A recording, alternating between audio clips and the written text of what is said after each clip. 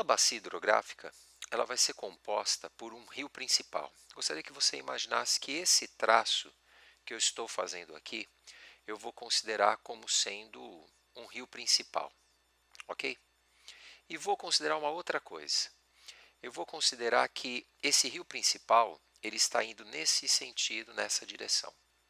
Se isso é uma verdade, é interessante perceber que, caso uma pessoa esteja descendo esse rio nesse sentido, na direção das águas, esta aqui, ó, será a margem da esquerda e essa será a margem da direita. A margem da esquerda ou a margem da direita tem uma relação direta com o próprio sentido das águas desse rio. E uma outra coisa importante, nessa margem da esquerda e nessa margem da direita, a gente tem alguns outros rios que desagam no rio principal. Esses são chamados de afluentes. Eles são afluentes do rio principal. Portanto, toda a bacia é essa área drenada por um rio principal e pelos seus afluentes, ok? Agora, tem uma outra coisa importante que você precisa saber. Imagina que isso aqui é um perfil de um relevo. E exatamente nesse perfil de relevo temos um rio que vem correndo no sentido do mar. Então imagina que isso aqui corresponde ao mar. Aqui, exatamente nesse ponto, é onde o rio nasce. Aonde o rio nasce nós chamamos de nascente. E aqui, aonde o rio vai desaguar, nós damos o nome de foz. Caso você queira ir na direção da nascente, nós falamos que você está indo a montante do rio, tudo bem? Caso você queira ir no sentido da foz do rio, você está indo a jusante. São dois termos muito utilizados quando a gente conversa sobre hidrografia. E vamos conversar um pouco mais sobre essa questão aqui da foz.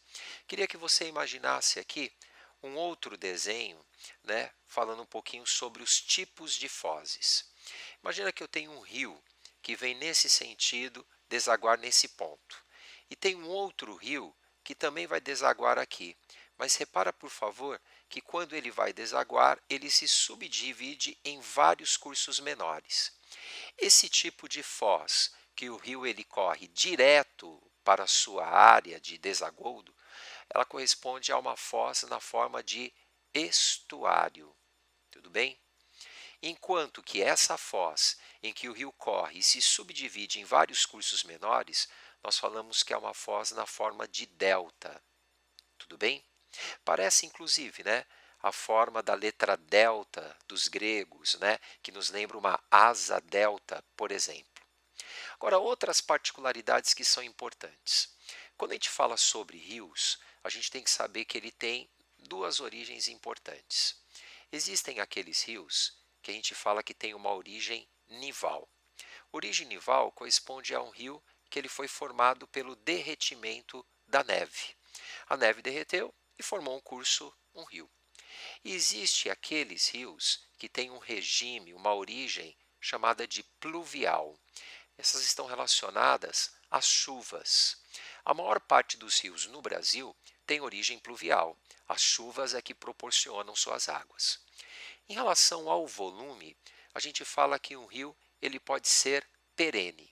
Entenda que quando nós falamos que um rio é perene, significa que ele não seca em nenhuma época do ano. Ele tem constante volume d'água. Agora, existem aqueles rios que são chamados de intermitentes. Esses rios chamados de intermitentes são aqueles que secam uma época do ano. No Brasil, a região nordestina, ela tem a presença de alguns rios que são intermitentes, já que é uma região em que o índice de chuvas é um tanto quanto baixo. Em relação ao relevo, a gente também pode verificar o seguinte: os rios, eles podem estar cortando áreas com planaltos, e os planaltos são áreas que sempre apresentam quedas d'águas. Eis uma área muito interessante para a instalação de uma usina hidrelétrica. A queda d'água favorece a instalação destas. E existem aqueles rios que correm em planícies, em áreas de uma topografia muito aplanada. Nessas áreas, os rios são mais interessantes para a navegação, ou seja, eles não apresentam grandes quedas d'água, não apresentam cachoeiras. Para a gente entender um pouco melhor isso, é até interessante perceber um rio em três momentos. Esse primeiro momento está muito próximo da nascente. Exatamente esse momento é chamado de alto curso do rio, e a gente vê que o rio ele é bem retilíneo.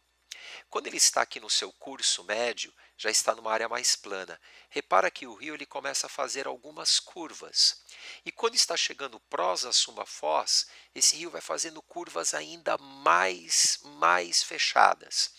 Essas curvas dos rios são chamados de meandros. Portanto, quando o rio ele está numa área muito plana, é muito comum esse rio apresentar muitos meandros, muitas curvas.